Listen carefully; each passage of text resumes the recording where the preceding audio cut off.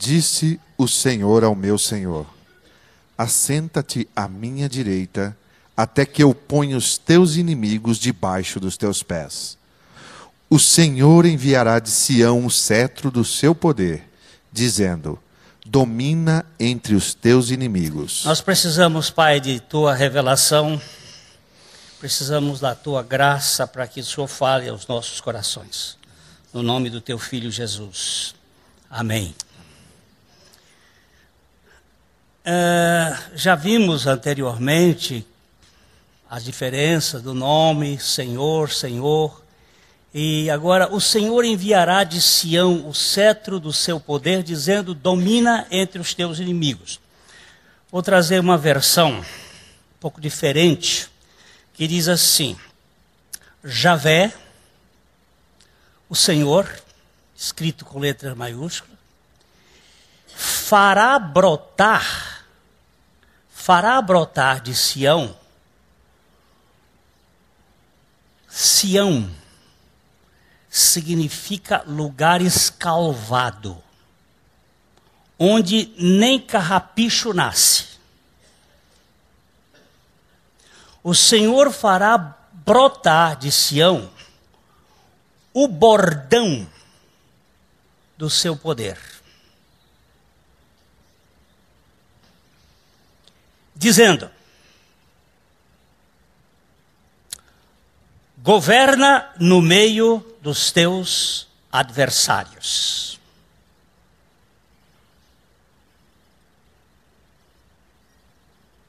É uma versão um pouco diferente, que levanta uma questão sutil que está por trás deste texto. Sião, Urushalahim é o primeiro nome da cidade. 17 séculos antes de Cristo, um dos governadores jebuseus, escrevendo a Amenófis IV, faraó do Egito, usou esse nome, Urushalahim. Esse nome tem evoluído até que se tenha chamado Jerusalém, a cidade de 3 montes. Jerusalém está num tabuleiro, onde estão 3 montes identificados com suas ravenas, e eu sou dos tais que creem que não existe nenhum acidente de percurso na revelação de Deus. Que todas as coisas têm um significado, tanto na geografia, como na história, como nos povos. Deus fala de várias maneiras. Ele fala através da topografia, e estes montes que formam a topologia de Jerusalém são o Monte das Oliveiras, o Monte Moriá e o Monte Sião. Jerusalém é em riba desse tripé, como se fosse uma trempe, onde ali é uma fogueira de revelação. É uma cidade que tem muito mais a falar a gente do que nós podemos ouvir. Quando o Senhor Jesus estava para deixar o seu ministério terreno e ia para a cruz, ele chegou perto de Jerusalém e chorou, dizendo: Jerusalém, Jerusalém, tu matas os profetas e tu tens apedrejado a quem te foi enviado. Quantas vezes eu quis ajuntar os teus filhos, como a galinha faz com os seus pintainhos debaixo das suas asas, mas tu não quiseste. É o choro do Criador diante da rebeldia da criatura. Mas ele estava ali mostrando que ele tem um propósito para esta cidade. Jerusalém foi uma cidade que teve um nome antes Jerusalém, ela teve depois Jebus. Ela foi chamada de Jebus, que significa debulhar. Talvez seja um bom nome para ela. Lugar que debulha o trigo, que esmaga para fazer pão. Vamos dar uma olhadinha em Juízes 18, 21.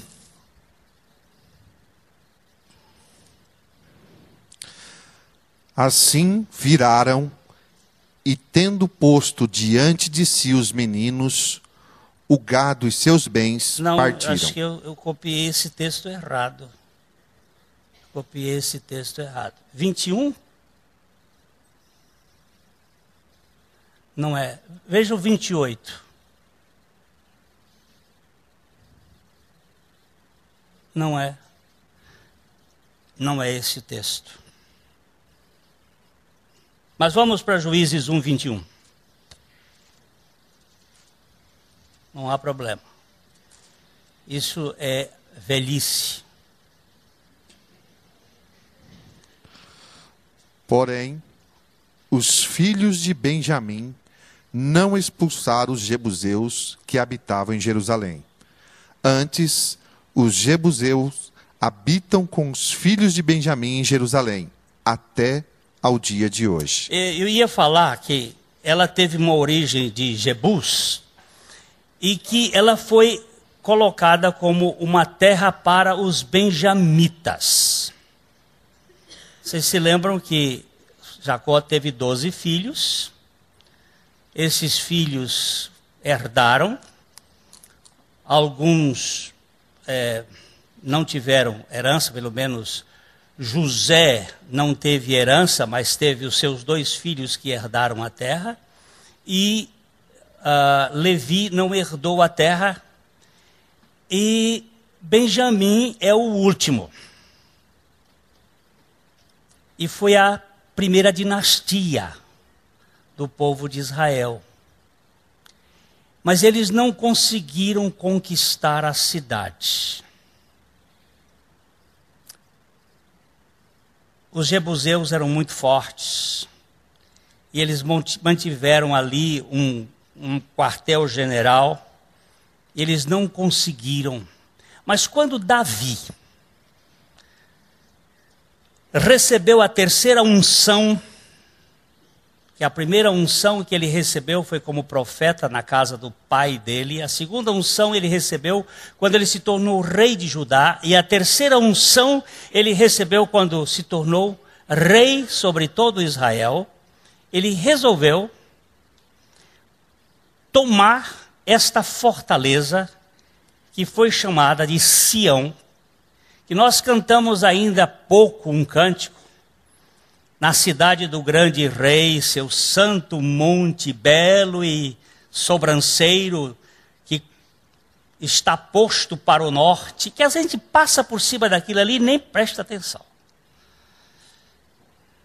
E que está falando da obra de Cristo. Então, eles não conseguiram vencer. Vamos agora ver se eu acertei o texto de 2 Samuel 5, 6 a 10. 2 Samuel 5.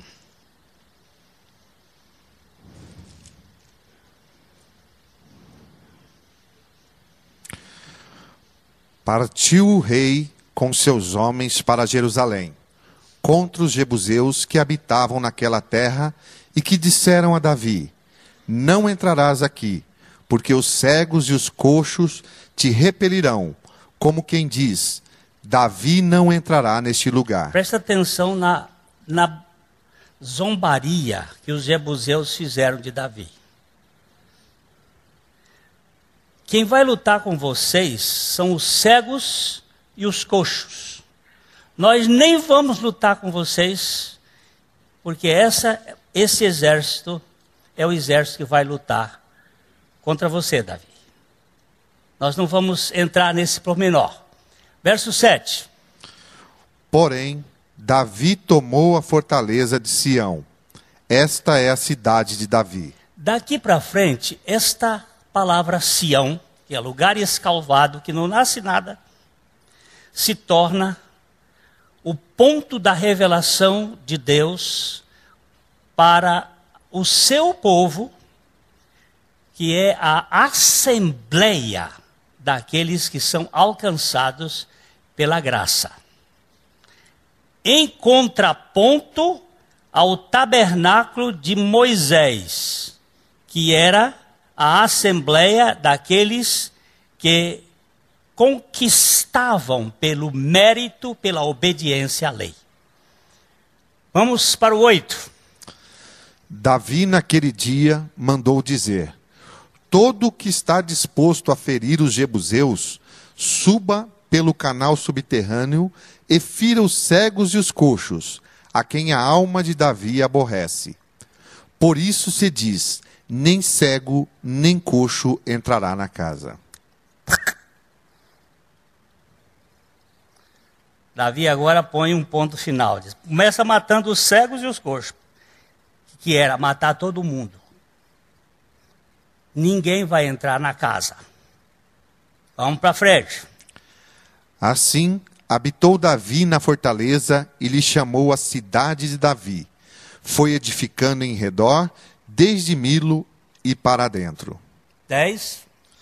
Lá, Davi crescendo em poder cada vez mais, porque o Senhor, Deus dos exércitos, era com ele. Por que Davi crescia? Porque o poder do Senhor é que era com ele. Ali se tornou então o centro da revelação da graça de Deus para o seu povo. Sião. Daqui para frente, quando você encontrar a palavra Sião, seria bom você parar. Ela aparece 176 vezes na Bíblia. E tem toda uma terminologia voltada para aquele que vem salvar a humanidade. A cidade foi construída sobre estes 3 fundamentos, esses 3 montes, que é uma forma de trilhar o trigo para fazer o pão, aquele pão que satisfaz a fome de significado da nossa alma. O Monte das Oliveiras, segundo os que gostam de estudar a simbologia e a tipologia, o Monte das Oliveiras é um lugar de quebrar azeite. Oliveira, onde tem azeite. Getsemane significa prensa de fazer azeite. Você pega a azeitona e põe ela debaixo daquela pedra e a frio ela vai moendo e sai o primeiro azeite, o segundo azeite, o terceiro azeite. O primeiro é extra virgem, o outro é o virgem, o outro é para usar na lumiar. Ou seja, as 3 orações de Jesus. Onde foi que ele fez essas orações? No Monte Getsemane. No Monte das Oliveiras. É um lugar de prensar. Vai tirando de nós, ficando nada, para que ele receba toda a glória. O segundo monte é o Monte Moriá, que é o monte dos sacrifícios, como o de Isaac. Quando Isaac chegou a uma certa idade, Deus disse a Abraão: olha, eu quero o seu Isaac para mim. Aquilo que não passa pelo altar não pode fazer parte da nossa vida. Nós temos que consagrar todas as coisas ao Senhor. E Isaac não tinha sido consagrado. Então Deus disse: eu quero a consagração de Isaac. E ele teve que ir para o Monte Moriá, subiu pelo fundo do monte e foi lá para um lugar para oferecer Isaac, quando ele estava pronto para matar Isaac, o Senhor disse: não faças isto. Segurou a mão dele, mostrou um carneiro, apontou para ele, sacrifício de Isaac, que é um tipo do sacrifício de Cristo. O sacrifício de Davi, ao oferecer, a buscar aquele terreno para construir o templo, que pertencia a Araúna, um jebuseu, custou dinheiro para ele. Ele disse: eu não quero que você me dê isto, que eu não quero que a oferta do Senhor não tenha sacrifício. E este monte, Moriá, é o monte que uma vez Salomão construindo o templo, para construir o templo ele teve que tirar as pedras do próprio monte. Eram pedras de 7 toneladas, cortadas dentro da montanha e levadas para cima. No cortar este monte, eles fizeram uma parte do rabo do monte que se tornou o Calvário, o Monte Gólgota. O Gólgota nada mais é do que o Moriá cortado. E do outro lado estava o Monte Sião, que é onde Davi construiu um palácio de cedro para ele e uma tenda, um morrel, onde ele colocou a arca que tinha sido retirada no tempo de Eli, do tabernáculo de Moisés. São muitas informações hoje, mas você precisa saber disto. E que foi para a casa dos filisteus e que ficou quase um século zanzando de cidade para cidade, causando problemas. E quando Davi assume o poder, ele leva a arca para este local, que é o Monte Sião. Constrói uma tenda, que é chamado de Tabernáculo de Davi. Este tabernáculo não é fechado. Ele é uma tenda arredondada, puxando em cada 30 graus uma corda, fechando como se fosse um grande círculo, e ali no meio ficava a arca do Senhor aberta, a arca visível. Este monte foi um monte que trouxe toda a revelação do que é a obra de Cristo para o seu povo. O Monte Sião focaliza a cidadela de Davi, conquistada pelos jebuseus, onde a arca esteve durante todo o reinado de Davi, de 33 anos em Jerusalém. Davi reinou 40 anos, 7 anos em Hebrom, 33 em Jerusalém. Quando ele assumiu, ele construiu e fez aquele lugar como o lugar que traria a revelação daquele que era o filho de Davi, que viria para ser o criador da Assembleia de Sião, ou a Assembleia Universal, ou a Jerusalém Celestial, ou a noiva do Cordeiro. Todos esses nomes que a Bíblia está apontando têm a ver com esse momento, Sião. De Sião vai brotar um bordão que vai reinar no meio dos seus inimigos. Lembra-se que os seus inimigos já foram vencidos. Quais são os inimigos? Pecado. Não, começa com o mais importante da lista. Lúcifer. Não deu o nome de diabo para ele. O nome legítimo dele é Lúcifer. Porque a carta aos Hebreus está dizendo que não foi a anjos que Deus determinou tudo o que ele fez, mas há um homem e a sua assembleia. E o segundo, qual é? O pecado. E o terceiro, a morte. E ele vai reinar com o seu bordão ressuscitado, ou florido, no meio desses inimigos. Não tirando os inimigos, porque seria sem sentido o reino deles sem que ele fizesse primeiro a vitória, depois colocar debaixo dos pés pela sua autoridade graciosa e poderosa. O tabernáculo de Davi permaneceu em Sião por todo o tempo. A arca foi colocada lá e ficou lá visível até a construção do templo por Salomão. Vamos dar uma olhadinha em 1 Crônicas 15, de 1 a 3.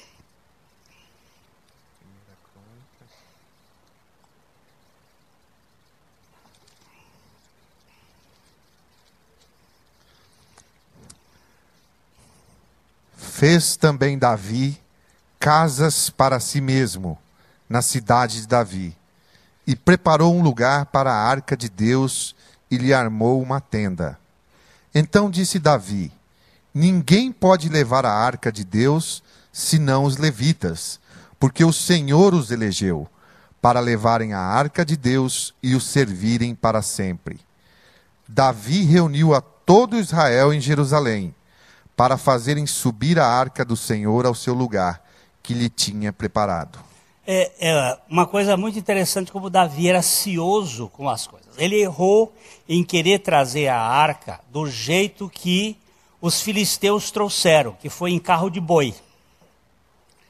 Ele mandou fazer um carro de boi novo e foi mandar buscar, e aí teve um desastre onde Uzá acabou morrendo por usar uma mão para tocar na arca. Ele acabou fulminado. E Davi então diz, no verso 2, por favor, volta o verso 2. Então disse Davi: ninguém pode levar a arca de Deus, senão os levitas, porque o Senhor os elegeu para levarem a arca de Deus e os servirem para sempre. Guardem bem essa expressão, e os servirem para sempre. Essa arca sumiu. No ano 606 a.C., Nabucodonosor cercou Jerusalém e tomou a cidade. Começou o cerco e no ano 587 ela foi derrubada. Entre o ano 606 a 587, essa arca cafedeu-se. De lá para cá, muita gente tem procurado a arca. Filmes, histórias, Priorado de Sião, a turma dos merovingios, a turma dos templários, e você sabe de toda aquela história toda. Só que em 1982, um cidadão arqueólogo americano, Ronald Waite, ele descobriu a arca. Por que eles não mostram a arca? Por que eles não pegam a arca? Tentaram 3 vezes. Mas só pode levar a arca os levitas, da tribo dos coraitas. Deus estabeleceu, Deus tem palavra. A arca não é um instrumento transitório. Ela vai permanecer e permanece no céu. Quando você lê Apocalipse 19, ela está lá.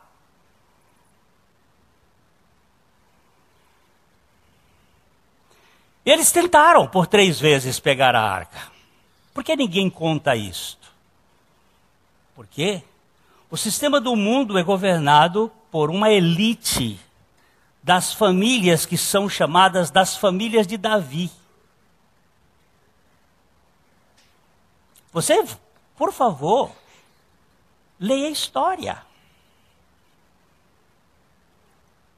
Não coma gato por lebre. A história que é contada, de um modo geral, é uma história falsificada. É a história do vencedor. E a história do vencedor não é a história. Eu tenho aqui no meu iPad algumas informações, inclusive de Disraeli, que foi ministro do governo inglês, que ele diz assim: vocês que comem coisa estranha, que leem e não sabem interpretar, precisam, e ele é judeu, você precisa saber que quem governa o mundo não é aquele que você enxerga. Eles estão nos bastidores. Isso o Jânio Quadros já disse aqui em 1961, 62. Se você pensa que é o Obama, você está redondamente enganado. Que era o Sarkozy? Puh, nem por longe. Você nem vê a cara deles. Dilma, coitadinha. Até torço por ela.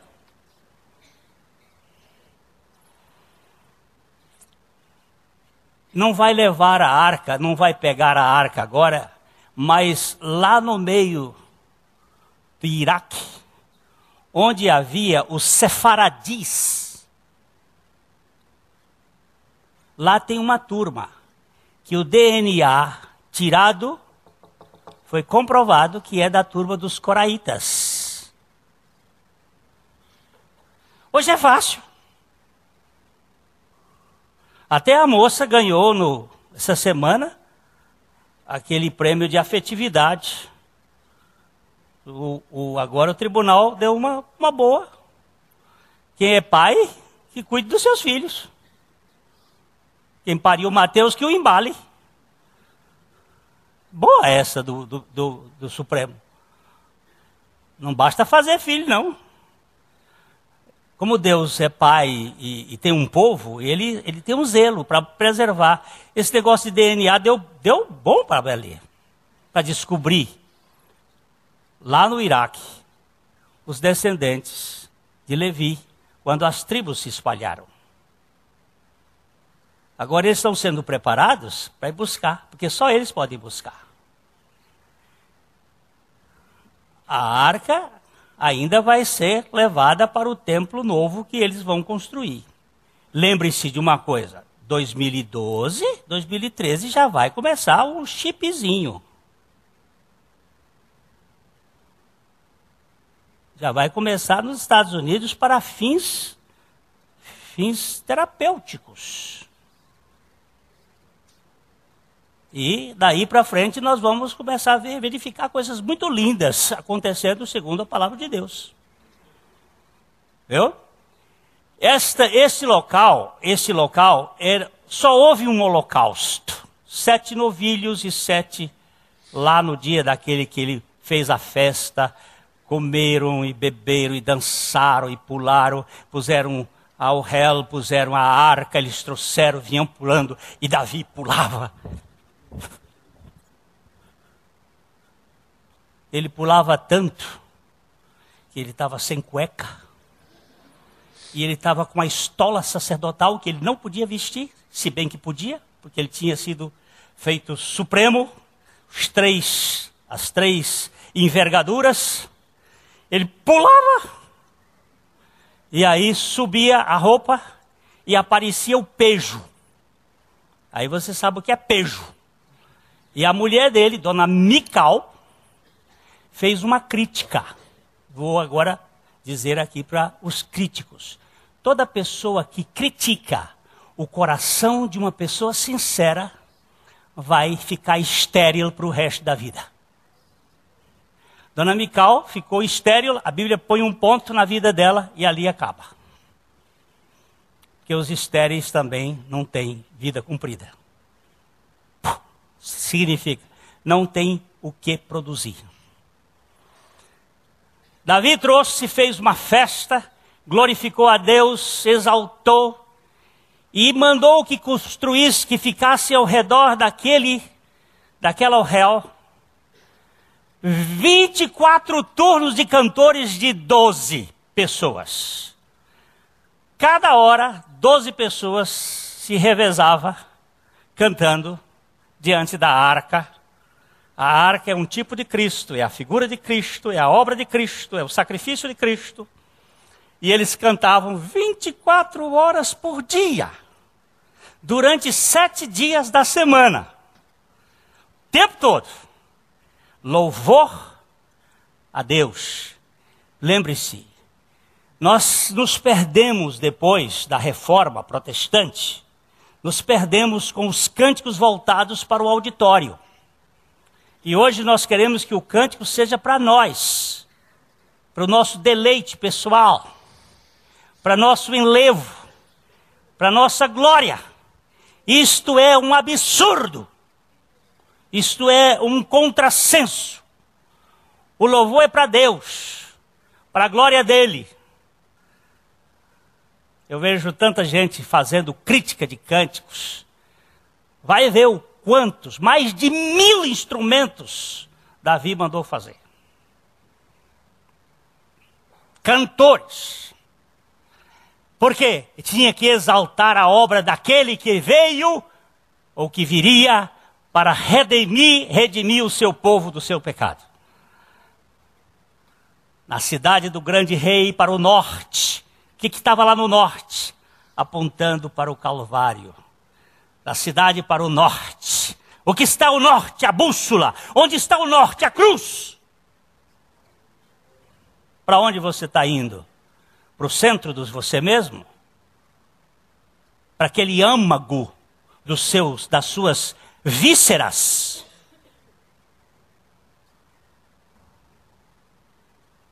Para a sua colia? Sabe o que significa isso? Colia? É o que dá cólica. É o intestino, que é a víscera dos sentimentos, das emoções das pessoas. Não, a obra de Deus, ela aponta para o norte da cidade. E apontava para a aproximação dos gentios. Oh, meu Deus, o senhor lembrou de mim quando fez aquela... Eu fiquei tão contente quando disseram que Nogueira tem sangue de judeu. Eu tenho Nogueira no sangue. Mas eu fiquei muito mais contente quando eu vi que o sangue do Cordeiro era para todos os povos da terra. Deixa eu ir um pouquinho mais aqui, irmãos queridos. Vamos para Amós 9, de 11 a 12. O tabernáculo de Moisés era provisório. Presta atenção no que eu vou dizer aqui. O tabernáculo de Moisés era provisório. O templo de Salomão era provisório. Só o tabernáculo de Davi era permanente. Como é que você vai dizer isso, Glênio? Pela minha Bíblia. Pela minha Bíblia. Amós 9, 11 e 12. Naquele dia, levantarei o tabernáculo caído de Davi, repararei as suas brechas, e levantando-as das suas ruínas, restaurá-lo-ei como fora nos dias da antiguidade, para que possuam o restante de Edom e todas as nações que são chamadas pelo meu nome, diz o Senhor, que faz essas coisas. Aqui nós temos um problema semântico que o professor de hebraico vai ter que resolver comigo depois, porque Edom e Adão são muito semelhantes.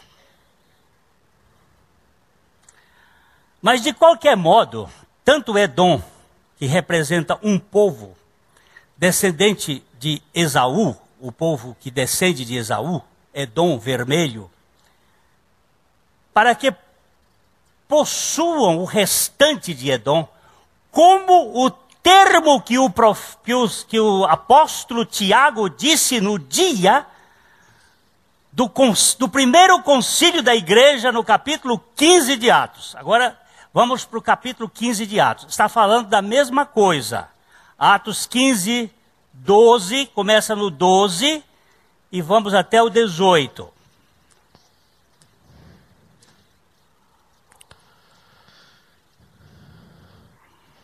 E toda a multidão silenciou, passando a ouvir a Barnabé e a Paulo, que contavam quantos sinais e prodígios Deus fizera por meio deles entre os gentios. Sabe o que estava acontecendo? Lá na igreja de Jerusalém começou uma rixa. A salvação é apenas para os judeus. Eles começaram a criar um problema. Ou então você, que não é judeu, tem que se circuncidar. E tem que cumprir as leis de Moisés. E Paulo e Barnabé, que estavam vindo de Antioquia, da Síria, que estava pregando para os gentios, porque a obra de Deus é uma obra para todos os povos da terra. Quando eles chegaram, a igreja de Jerusalém criou um tendel e um problema tremendo. Não podemos aceitar isso. Aí veio discussão, Pedro falou, Paulo falou, contaram as histórias. Aqui é Paulo e Barnabé contando quantos sinais e prodígios Deus fizera por meio deles entre os gentios. Mas um gentio ser salvo? De modo nenhum. O povo de Deus é o judeu. É uma raça eleita. Exclusividade. Todas as vezes que nós entramos no exclusivismo, nós perdemos de vista o projeto de Deus. Deus não tem elite. Deus tem filhos. Toda vez que um grupo se torna aqueles donos da verdade, ou são os mais importantes, ou os mais sábios, você está no lugar errado. Porque Deus faz um arrastão e pega bons e maus com a sua rede, e tira e traz e faz o seu povo. Aí no verso 13... Depois que eles terminaram, falou Tiago, dizendo: Irmãos, atentai nas minhas palavras. Expôs Simão como Deus primeiramente visitou os gentios, a fim de constituir dentre eles um povo para o seu nome. Um povo do meio dos gentios e dos judeus. Um povo só, para seu nome.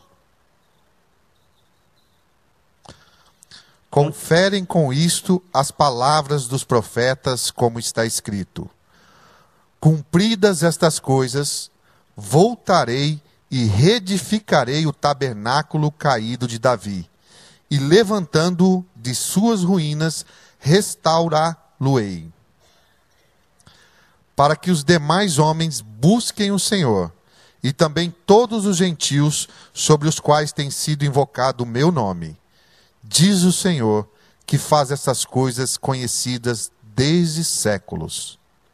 O Senhor que faz essas coisas conhecidas desde séculos disse que ele levantaria o tabernáculo de Davi, que tinha sido caído, que estava caído, que foi colocado em segundo plano pelo templo de Salomão, que Deus nunca pediu que construísse. E Davi e Salomão quiseram fazer uma coisa que Deus disse assim: não habitei eu sempre em tenda. E gerou-se uma contenda permanente daí para frente, do povo contra Deus. Jesus disse assim: não vai ficar pedra sobre pedra que não seja derrubada. O meu templo não vai ser de pedra, o meu templo vai ser uma assembleia de gente. Se você não entendeu o que significa a Sião, por favor, espere mais um pouquinho. Sião é a congregação dos salvos de Deus, de todas as eras, em todos os tempos, formando uma assembleia. Deus não tem compromisso com coisas, mas com pessoas. Amém. Ele não habita. Foi isso que levou o pobre do Estevão a morrer. Porque ele disse: Deus não habita em templos feitos por mãos humanas. Qual é o templo de Deus? Diz Paulo, vós sois o templo do Espírito Santo que habita em vós. Amém. E não sois de vós mesmos. Onde 2 ou 3 estiverem reunidos em meu nome, aí eu estou nesta orel, neste tabernáculo, nesta casa, neste povo. Esse povo é meu. Foi por eles que eu morri e ressuscitei. É por eles que eu dei minha vida. Ó, preste bem atenção que o que Tiago está dizendo aqui é a mesma coisa que o profeta Amós disse lá. Só que aqui ele disse os demais homens, e lá ele disse Edom. Ou seja, os 2 irmãos. Ou seja, não só os eleitos pela eleição de Israel, mas todos os povos. Nós vamos chegar lá uma hora dessas para descobrir por que essa guerrinha está acontecendo desde o tempo da barriga da mãe. Vocês não sabem que as 2 cobras lutam desde a barriga da mãe? A vermelha e a branca? O Graal? O que é Graal, Glênio? Não sabe? Eu estou na igreja há tantos anos e não sei, pois é. É isso que tem feito os humanistas tomarem conta da Igreja de Jesus Cristo através dos seus sistemas humanistas que tiram a suficiência de Cristo.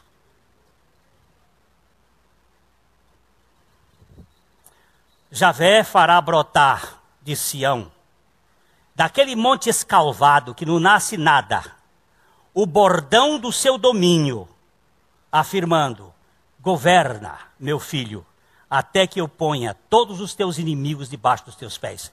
Governa no meio dos teus inimigos e não tema eles, porque eles não podem te fazer mal algum.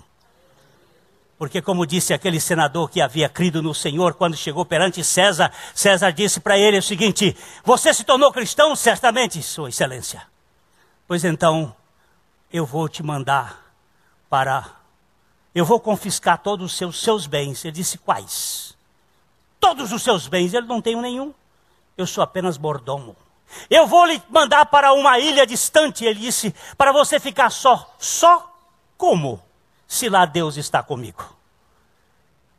E o César chegou e disse, isso foi Marco Aurélio, disse para ele, eu vou te matar. Ele disse, como você pode matar quem já morreu? Eu estou crucificado com Cristo. Por isso o cristão não podia ser morto. E Nero gritava, eu não posso entender. Eles estão cantando, eles estão cantando, eles estão cantando.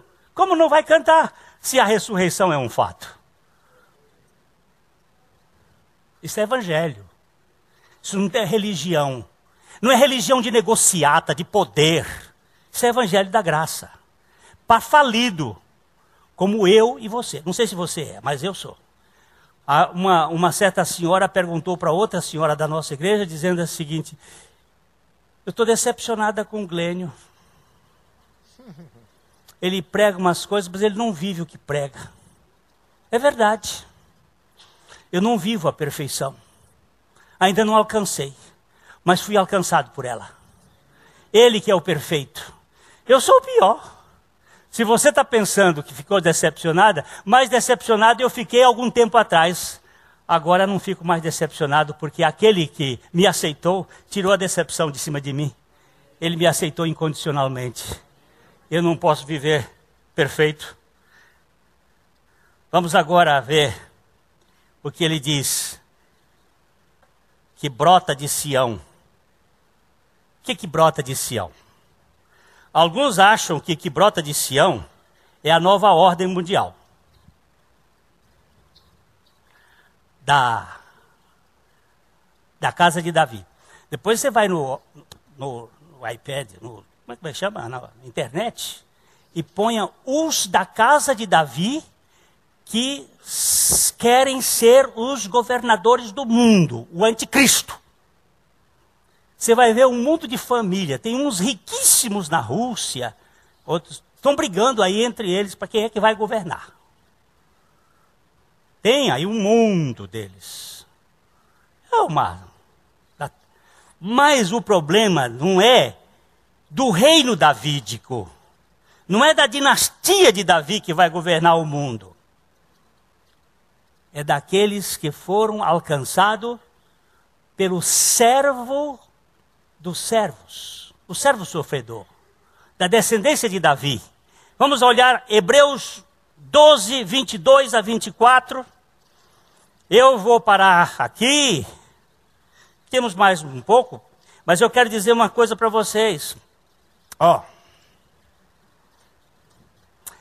Hebreus 12, depois nós vamos tentar comer um pouco Hebreus 12.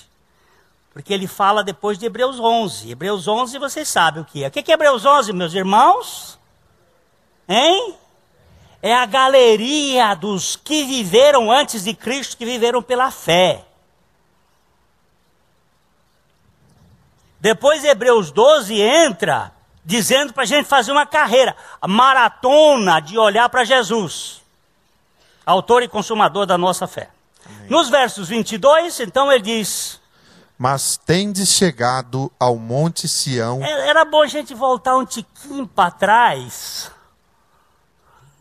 Eu acho que no 18. Será que é o 18 que ele diz que... Ora, não tendes... é aí mesmo. Nesse bom. Esse tá bom. Ora, não tendes chegado ao fogo palpável e ardente, e à escuridão, e às trevas, e à tempestade, e ao clangor da trombeta, e ao som da palavras tais, que quantos os ouviram suplicaram que não lhes falasse mais. Você estava falando isso aqui do dia quando Deus trouxe a lei para Moisés. Foi tão profundo. E tinha trovão, e tinha terremoto, e tinha canglor de trombetas, e tinha fogo, e tinha... Não estou falando disso. Isso aí foi para vocês para trás. Está escrevendo para os hebreus. Não estou falando a respeito dessas coisas que vocês gostam de sinais, e de maravilhas, e de coisas que acontecem, e de suor do apóstolo que cura. Essas coisas que gente gosta. O apóstolo passa aquele braço do braço e sai curando tudo. E as pessoas saem curadas. Não, pois já não suportavam o que lhes era ordenado. Até um animal, se tocar o monte, será apedrejado. Esse monte aqui é Sinai. Quem gosta de Sinai, bom serviço. Eu subi 2 vezes nele. Para mais nunca. A primeira vez para conhecer, a segunda vez por burrice. Nunca mais vocês vão me ver subindo Sinai. Eu não quero mais peso nas minhas costas. Na verdade, de tal modo era horrível o espetáculo que Moisés disse: sinto-me aterrado e trêmulo. O próprio Moisés disse assim: estou que não aguento mais. Sinto-me em terror e tremura. Mas agora veja o seguinte. Mas tendes chegado ao monte Sião. Aonde é que chegou, meu irmãozinho? O que tem a ver Monte Sião aqui? Tendes chegado aonde? Ao Monte Sião. E a cidade do Deus vivo.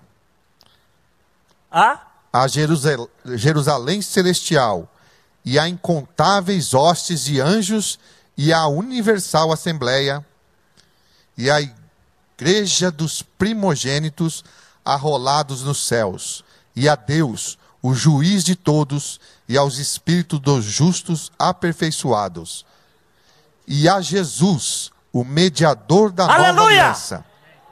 Olha assim, e a Jesus... Por que ele fez só no fim? Porque foi ele que fez tudo. E a Jesus, o mediador da nova aliança, e ao sangue da aspersão que fala coisas superiores, que fala o próprio Abel. Queridos meus, ele começa com o primeiro da fé, Abel. e vai para o último descendente de Adão, Jesus, e faz uma ligação dizendo: nós já chegamos em Sião, já chegamos na cidade de Deus, já estamos assentados nos lugares celestiais, porque Ele fez brotar daquele escalvado um bordão de ressurreição. Ressuscitou, não está aqui, vocês não podem mais acabar com ele. No dia que os apóstolos estavam pregando em Jerusalém, não a ressurreição de Jesus Cristo dentre os mortos, mas pregando a nossa ressurreição de Jesus, a nossa ressurreição com Jesus Cristo dentre os mortos, a turma do Sinédrio, os donos da religião, os humanistas de carteirinha, correram em cima deles e prenderam e puseram Pedro na cadeia. Mas de noite o Senhor foi lá e abriu as portas. Porque quem pode segurar a mensagem de Deus que Ele ressuscitou dentre os mortos? Que Ele morreu e levou-nos a morrer e ressuscitou para que nós tivéssemos vida. Olha aqui, nós chegamos, foi uma nova aliança, meu irmãozinho. Por favor, por favor. Nem medo, nem interesse, nem dever, mas o amor é a única motivação de Deus para conosco. Aquela irmã que sempre me cobra, não sei se ela está aqui, pastor Glênio, prega um sermão sobre o inferno. Eu digo, por quê? Você quer que eu pregue sobre o inferno? Eu nunca vou pregar sobre o inferno. Eu não sei nada de inferno. Não conheço nada de inferno. Não vou para lá. O meu Senhor já me tirou de lá. E Ele tem a chave do inferno e da morte. E você quer que eu venha pregar sobre uma coisa que já foi vencida? Meu irmão, eu vou pregar sobre o amor de Deus, como Madame Guyon pregava, que ela gritava na porta do Palácio de Versalhes, e gritava: eu quero botar fogo no céu com essa tocha, eu quero apagar as labaredas do inferno com esse balde d'água, eu quero botar fogo no céu com essa tocha, e eu quero apagar as labaredas do inferno com esse balde d'água. E a turma perguntava lá de cima: mulher, você está louca? O que você quer? Eu quero botar fogo no céu para ninguém procurar Deus pelos benefícios que vai receber. E quero botar fogo, água no inferno, apagar o inferno para ninguém procurar Deus com medo das labaredas do inferno, mas para procurar Deus por aquilo que Ele é: amor, amor e amor. Amém. Deus te ama. É isso que fez brotar da terra, naquele escalvado, um cetro de poder, um bordão de poder. Na hora da discussão, para terminar, estavam discutindo lá: quem é que vai mandar em Israel? A tribo de Ruben. A tribo de Ruben era o primogênito. Então tem que ser os rubenitas. E entre os rubenitas, da família de Gerson, os gersonitas, o que vão ser os governadores aqui do meio do povo. Ainda não, a turma de Judá. E não, vai ser da turma de Simeão. Não, Simeão. E aí começaram a briga. Aí Deus disse: sabe como é que eu resolvo esse negócio? Cada um tira um pedaço de madeira, traz um bordão.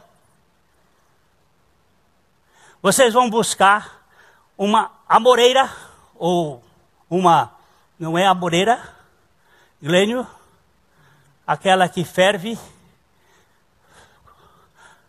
amendoeira, uma amendoeira, cada um traga um e escreve o nome. Escreve o nome. Escreve aqui, brotar, capítulo 17, vamos lá. Vamos terminar esse negócio aqui, lendo. Capítulo 17 de Números. Eu estava querendo achar o texto não vinha, mas agora veio.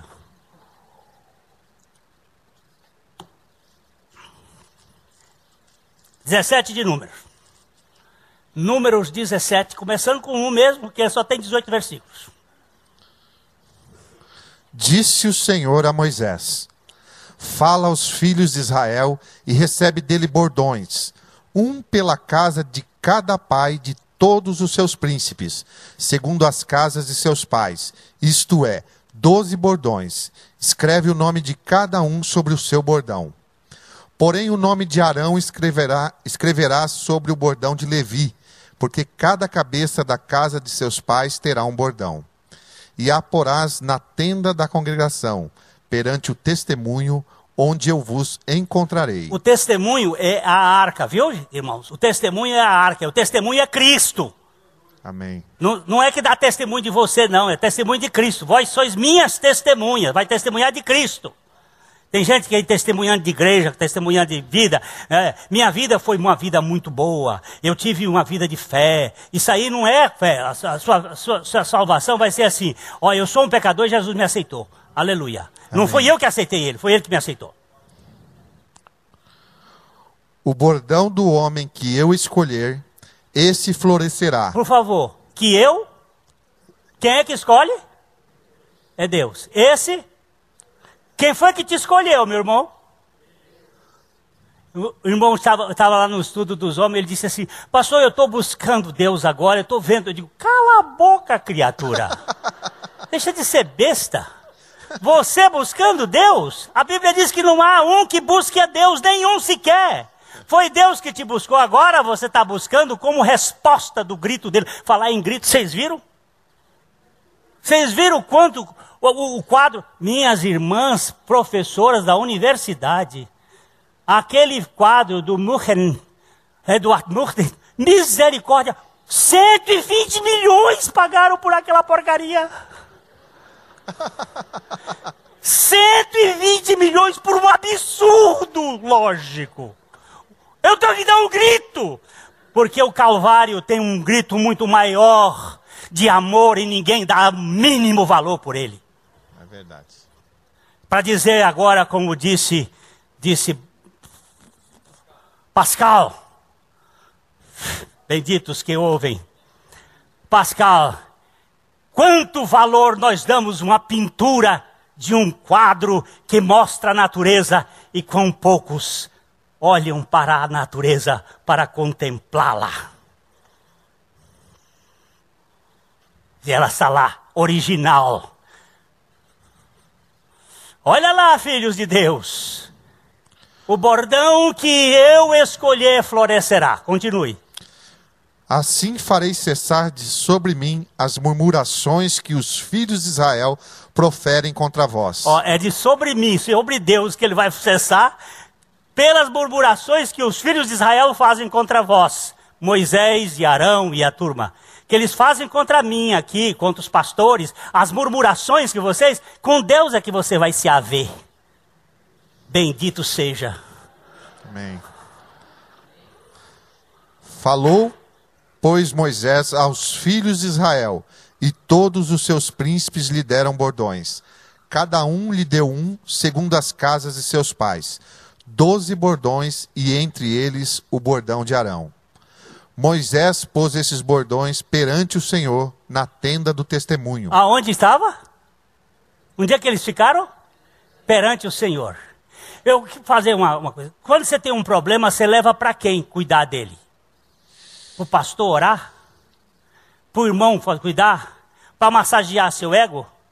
Seria bom que você e eu corrêssemos para a tenda do testemunho e nos apresentássemos diante do Senhor com o nosso problema. Amém. Seria bom. Iria resolver muito mais do que nós que não temos a solução. Mas vamos lá. No dia seguinte, Moisés entrou na tenda do testemunho, e eis que o bordão de Arão pela casa de Levi brotara, e tendo inchado os gomos, produzira flores e dava amêndoas. Meu irmãozinho, volta lá, por favor. Essa palavra bordão aqui e essa palavra brotar aqui são as mesmas palavras que estão lá no Salmo, viu? Passa. Então Moisés trouxe todos os bordões diante do Senhor a todos os filhos de Israel, e eles o viram, e tomou cada um seu bordão.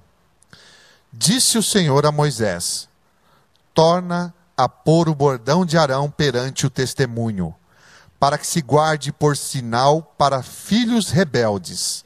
Assim farás acabar as suas murmurações contra mim, para que não morram. Viu?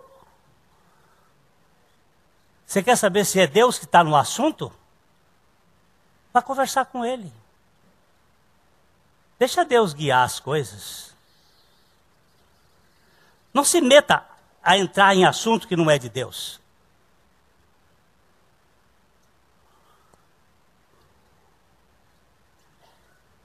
Vamos embora. Eu ia dizer uma coisa, mas agora... E Moisés fez assim, como lhe ordenara o Senhor, assim fez.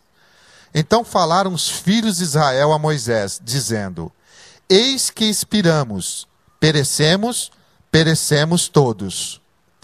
Todo aquele que se aproximar do tabernáculo do Senhor morrerá. Acaso expiraremos todos? É para morrer todos. Todos têm que morrer. Eu disse para minha esposa hoje que antigamente eu tinha 3 ideias daqueles que recebiam a palavra. 3. Os que recebem, os que rejeitam e os que empurram com a barriga. Isto acontece no capítulo 17 de Atos, quando Paulo prega no Areópago. Eu tinha isso, mas agora eu descobri que tem um outro. Aquele que finge que é o que não é. Ele finge que é uma nova criatura, mas ele não é. Ele vive como se fosse uma nova criatura, mas ele não é. Ele prega como se fosse uma nova criatura, mas ele não é. Você sabe como é que ele não é? Dá um cutucão. Zangou, magoou, está aí aborrado? Pois é. Não finge. É para morrer tudo, não é para sobrar um. Bora.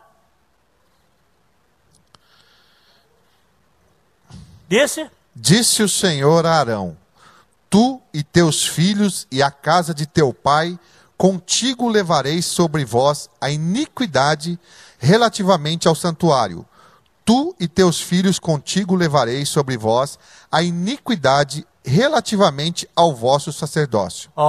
Por isso que eles tinham que oferecer todos os dias, todos os anos, sacrifício por ele e pelo povo. Vocês vão ter que levar isso agora para sempre. E Jesus levou tudo para que nós pudéssemos experimentar uma libertação da nossa culpa. A mensagem que você acabou de assistir faz parte do Ministério de Comunicação Palavra da Cruz. Temos um grande acervo de estudos bíblicos em áudio e vídeo. Distribuímos também, gratuitamente, o jornal mensal Palavra da Cruz. Entre em contato conosco pelo fone fax 0 operadora 43 3322 3037 ou pelo e-mail com@palavradacruz.com.br. Visite-nos também pelo site www.palavradacruz.com.br. Graça e paz.